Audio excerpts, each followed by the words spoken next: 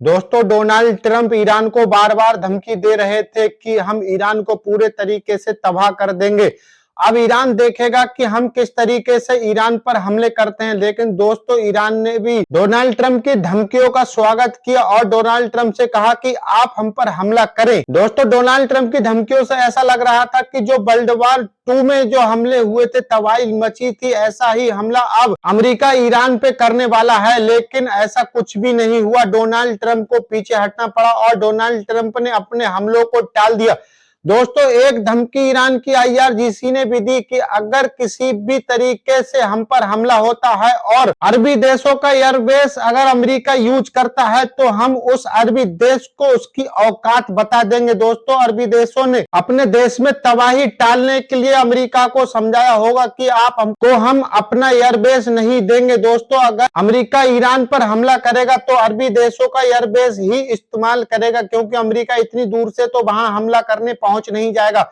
जब तक वो अरबी देशों का सहारा नहीं लेगा, जब तक कि ईरान पर वो हमला नहीं कर सकता। दोस्तों, ईरान की IRGC ने जैसे ही धमकी दी कि अगर किसी भी मिडिल ईस्ट के देशों ने, अरबी देशों ने अगर अमेरिका को अपना एयरबेस दिया तो हम उसके बुनियादी ढांचे को तबाह कर देंगे। तो दोस्तों, डोनाल्ड ट्रंप को अपने हमलों को रोकना पड़ा और एक बार फिर डोनाल्ड ट्रंप झुकते हुए नजर आए। डोनाल्ड ट्रंप ने कहा कि ईरान स्टेट ऑफ हॉर्मुज़ जल डमरू मध्यम में बात करने के लिए तैयार हो गया है और परमाणु हथियार मामले में भी बात करने के लिए तैयार हो गया है, इसलिए हमने अपने हमलों को रोक दिया। वहीं दोस्तों, ईरान की IRGC ने पलटवार करते हुए कहा है कि हमने ना तो किसी तरीके से किसी भी देश से कोई वार्ता करने की कोशिश की है और ना ही किसी देश के पास कोई फोन किया है। दोस्तों, डोनाल्ड ट्रंप यहाँ झूठ बोल रहे हैं और डोनाल्ड ट्रंप बार बार लंबे लंबे पोस्ट कर रहे हैं और दोस्तों, अब लंबे लंबे पोस्ट इनके फिर आना शुरू हो जाएंगे। दोस्तों, अब इजराइल अकेला पड़ता नजर आ रहा है। दोस्तों, डोनाल्ड ट्रंप भी अब इजराइल से साथ छोड़ा सकते हैं। दोस्तों, अमेरिकी जनरल ने डोनाल्ड ट्रंप से कहा कि अब हमारे पास एयर डिफेंस सिस्टम की मिसाइलें खत्म हो चुकी हैं, हम सिर्फ अमेरिका को ही बचा सकते हैं, इतनी मिसाइलें हमारे एयर डिफेंस सिस्टम की हैं और दोस्तों, हम किसी तरीके से इजराइल को